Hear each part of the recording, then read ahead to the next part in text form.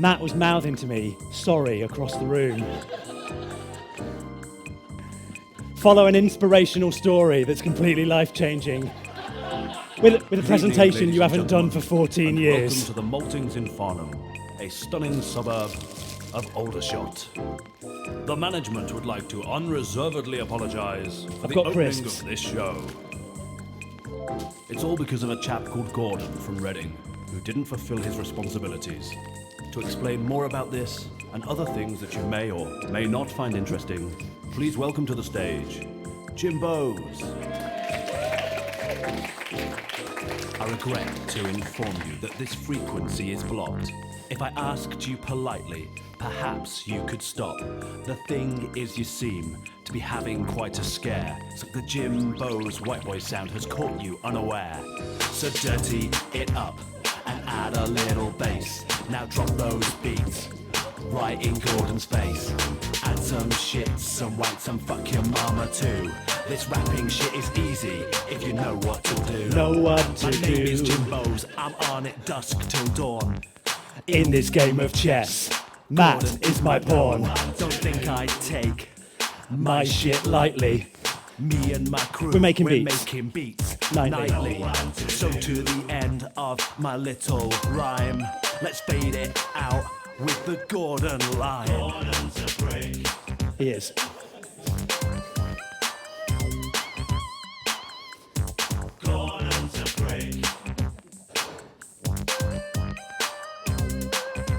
I can tell you're waiting for the inspirational personal story. Alex was great, thank you, Alex. By the way, it's not going to come. Just in case you were wondering.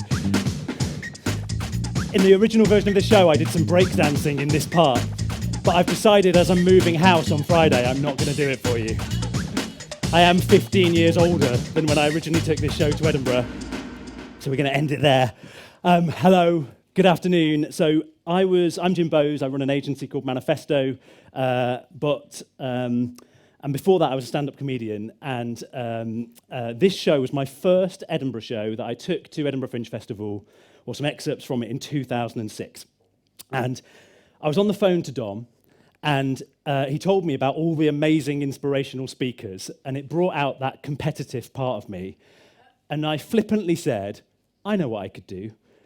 I'll do my Edinburgh show from 2006. The last time I opened this slide deck was 2007 in February when I played the Risk Bar in Reading. I had to call this stuff back from storage. This is the original slide deck. It's in 4x3. And it's basically a pastiche of motivational speakers that speak at business conferences. We'll get into the story, I guess. So, back in 2006, I realized that I was a man in decline. And I needed to know what to do to regain the essence of myself and find my confidence. And I'd been recently divorced. I'd got married when I was 19 for the first time. And I found myself sleeping on my mum's, in my mum's spare bedroom on a camp bed. And I could see all my possessions in 2 Tesco carrier bags. And I'm like, how am I going to find Jim Bowes in and amongst all of this? And the other way in which I knew I was in decline was that people were telling me that I looked like progressively uglier people. There was a time when people said I looked like... Oh, by the way, I have updated none of the cultural references in this slide deck. This is pure 2006 material. I put a QR code in at the end to link to a white paper. That's my only update. So people said that I looked like Brett Anderson, the singer of Suede. Some of you may remember him. And I'm like, that's good, right? He's cool. That is a sex symbol to look like. Then people said I looked like Jimmy White. He has 1 testicle, but he's the whirlwind. He can do things with a snooker ball that we can only dream of. I could live with that. But then people started saying I looked like Tom, the singer from Keane. 5 men surrounded me in the Lytton Tree in Reading and jumped me up and down, saying, it's the singer from Keane. I'm starting to get not okay with this. And then people started saying I looked like Stephen Fry. Stephen Fry, Stephen Fry. A man 20 years older than me. If we look at that in graph form, you can see the appeal of my lookalikes is declining very clearly, and I knew that I needed to do something about it. So I could have a very stressful life. I could have the stress fix. Sometimes when you have a lot of stress in your life, you end up looking better, don't you? A breakup of a relationship. I mean, I had one of those, but it wasn't causing enough stress, clearly. I was looking a mess. You could make the effort. You could put in the hours. You could put in the work. Or you could have the quick fix. And I know what felt more appealing to me. I was someone that wanted quick fixes in their life. And at the time, I was watching a lot of daytime television. There's sort of a genre of TV that I guess you could call it sort of poverty porn, I suppose, or sort of looking at other people's misfortune and difficult situations, reality TV, really. And there was one woman who presented a show called You Are What You Eat, Gillian McKeith. Gillian McKeith could look at your poo and tell you things that you never knew about yourself. Gillian McKeith reads poo like a gypsy reads tea. She could say, last Tuesday you binged on crisps and chocolate. She could say, you've been eating kebabs, I bet you've got terrible gas. She could say, you've been having an affair with your neighbour, don't lie, I know it's true. And I thought to myself, what's causing the decline in my life? And I searched my soul, and I realised I've been eating too many crisps. And the calories that I get from those crisps are making me a shadow of my former self. With a baguette, I'm eating at least 500 calories every lunchtime, times 5 working days of the week. That's 2,500 times 52 weeks of the year. That is 130,000 calories a year, and that, ladies and gentlemen, is a lot. So I thought, well, what am I going to do about this? I've got to find my confidence so that I can achieve the things I want to achieve. Confidence is a feeling of assurance, particularly self-assurance. It means that you can do things that you otherwise might not. And we're here in a way today to get extra confidence in the things that we do. But this is about scaling up fast. We haven't got time to waste. We need more than just confidence. We need blind confidence. And blind confidence is the ability to ignore the facts to feel supremely confident. And that means you can do pretty much anything. So, this is me directly after I crashed a car in Los Angeles that I was driving from Los Angeles to Las Vegas. And you will see that I'm smiling and happy about the situation. And when you're a blindly confident person, you feel good even in the toughest of situations. Resilience. That's what we're talking about. Those around you feel like they've been in a road traffic accident. But you feel great. It's not without its risks. Here's another car that I crashed in this phase of experimenting with blind confidence. I fell asleep at 65 miles an hour and hit a stationary car. It wasn't good, but I thought there's something in this. And maybe I can make a formula for blind confidence that can help lead me to success. And that formula is LK plus D divided by T equals BC, the outcome of which is S or S. Maybe we'll have an ooh there. The outcome of which is S or S. Okay, cool. The first of those is little knowledge. It's important that you do not know too much about something if you are to feel supremely confident in it. That is not going to help you in any way. And I was challenged to a rap-off in the Lytton Tree, and I thought, I'm up for a rap-off anytime, anywhere, Gordon. And what about the genre of rap? Insult people you don't like and their mums, make it rhyme. Oh, I need something. Rob, could you grab a book? There's a penguin book in my front of my bag there. Can you see it? Maybe just inside. It's very. That's it, probably in the bag. Is it? Who knows? It was the Penguin Rhyming Dictionary that I was looking for. It is like the Penguin Book of Rap. If you have never rapped before, order yourself a Penguin Rhyming Dictionary and you'll turn yourself into the most incredible orator of rhyming words that are not usually incorporated into rap songs. It should steal some music or melody from somewhere else. And just for clarity on what little knowledge is, you should not worry about the origins or cultural importance. Feels a bit more prescient than ever. You should not worry about making a valid point, and you should not try and understand the genre. So we're going to have a little go at our diss track for Gordon. Let's see if 14 years later I can remember it. Yo, Gordon, can you fucking feel me? 1,000 years, you'll never reveal me. Hyped up, piped up, ready and riling. Looking at your mama, that bitch is smiling. Larging, charging, loving to blow. How do I know? Because the crowd went, oh. It was styled to the way that she licked it. Smooth and individual, flavour, original. So, stop, look and listen. JB's back for some Gordon, distant, foolish. Think you'll beat me? Mine's a Corona if you want to treat me. 2 minutes, you'll be potty pissing and it's my ass. You think you'll be kissing. 2 minutes, you'll be potty pissing and it's my ass. You think you'll be kissing. I missed out 2 lines, but close enough, right?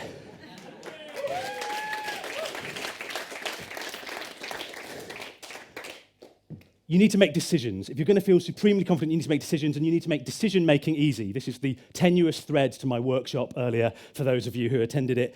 And the way that I chose to do that, I read a book called The Dice Man, which I became fascinated with, and I decided to live my life for any decision I found hard to make for a year by the toss of a coin. I became vegetarian for a year. I avoided having a tattoo because the coin said no, which I would have had a pink star on my left ankle had that have happened, but it didn't. And I decided never to eat in TGI Fridays, Edinburgh, ever again. It's a long story that we don't have time for now because this show was originally nearly an hour. Thought, do not think too much about something if you want to feel supremely confident in it. The formula. LK plus D divided by T equals BC, the outcome of which is S or S. If you learn to accept S, then S will be yours.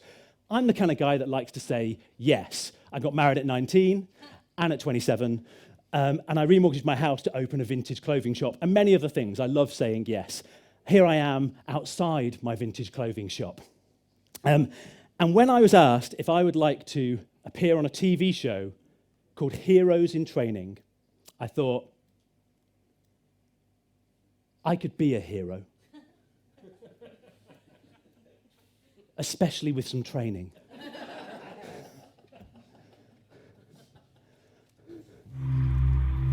You're just a piece of shit!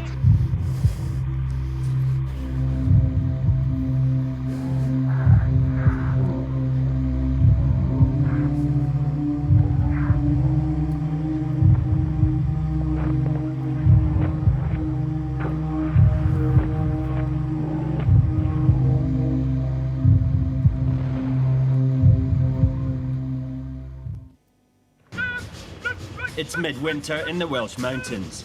12 young men have agreed to take part in a 3-week-long extreme physical challenge. It's day 1. The 2 teams are driven to separate, isolated training camps. They have no idea what awaits them. They don't even know that there are 2 teams. Just do as you're told. Stand still. Step back. The 6 stick recruits have 3 weeks of punishment and the harshest military discipline to look forward to. I am the Team Sergeant Major. You will address me at all times as Sir. To my left is the team training staff. You will address him at all times as staff. Do you understand? Yes, sir. At this point, I'm thinking, I'm not going to be anybody's fucking hero. And I learned something about the world of TV production, about how they get participants into their programs under a guise, and then you realize you're doing something different. And that was really the moment, as a bag was pulled off my head, as I got back out of the back of a Land Rover, that I wasn't totally sure what I'd let myself in for. Shoulders back. Before starting their training, the Sergeant Major wants to find out if he has any sportsmen on the team. What's your sport, big man? Martial arts, sir. Martial arts. Yourself? Tennis, sir. Tennis. Very good. Tennis fan Jim from Reading has just spent £50 on his new hairdo. Keep going. I want to see his scalp. A nice lot of hair on here, didn't we, sir? Nice lot of hair. The stick team's identity is removed, and they'll be beasted constantly to instill discipline and obedience. Imagine how relieved I was about a day into this when I went to the bathroom and pissed blood. So not the first pissing blood story from today, but mine is one of relief. Alex's was the start of a very big journey. I was like, this is my fucking ticket out of here. Do you know what's going to happen now? Back in twos, we're going back up, bollocks. Get your mind on that road again. The stick recruits are learning the hard way to do as they're told. Left, right, left, right, left, right, left. Punch and withdraw. In the carrot camp, the major must teach his team to discipline themselves. That's it. Strong bodies. Build your bodies up. That's it. Go on. Look up. Told you about looking up. You're looking down at the ground, you're looking miserable and pathetic. 20 press-ups. Why? Number 3 was nearly as weak aerobically. I don't especially like being shouted at, but I accept that I'm less fit than the rest of the guys, and they're going to need to shout at me to get me through it. Double march! Left, right, left, right, left. The stick instructors plan to push the recruits to their limits, to get them fit and to make them bond as a team. Anybody stops or walks, we will go down the hill. On their second day, the stick team have been told to be ready at first light. Good morning, gentlemen. Morning, sir. Day 2. Let's work really, really hard. Double march. Left, right, left, right, left, right, left. They're beginning to understand how hard staff is going to push them. 2, 3, 4, 5, 6, 7, 8. Elbows on top of the knees. 100. It starts to burn about 40. Staff is becoming impatient. Hurry up! I'm getting a chill.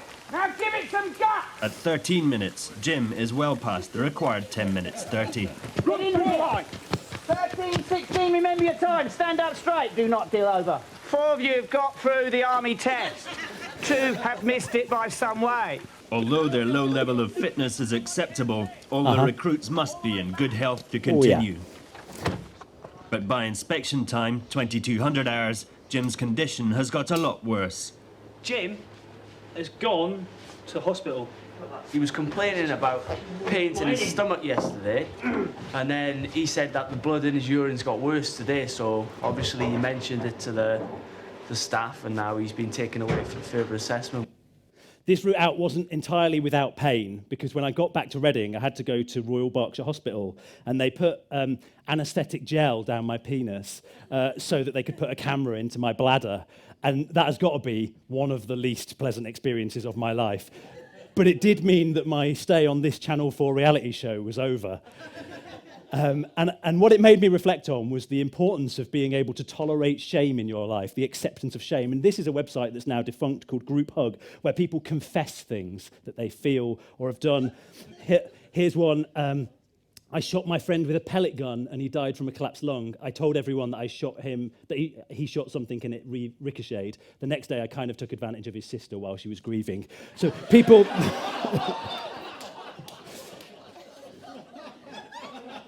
And maybe it gets something off your chest, but it doesn't help. It doesn't really help.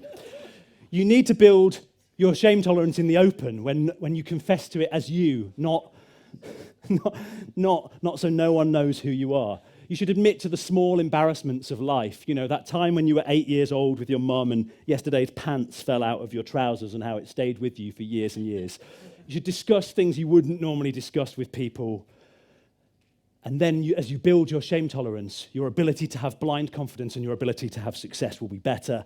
And that is the formula: little knowledge plus decisions divided by thought equals blind confidence. The output of which is shame or success. And if you learn to accept shame, then you'll be successful. And the proof is that the people that people started comparing me to as a lookalike started getting more attractive. I started at Stephen Fry. Then people said I looked like Peter Kay. And then people said I looked like Brian from Big Brother. And then people said I looked like Vernon Kay. And that means I had found myself again as Jim Bowes. There we go, the formula.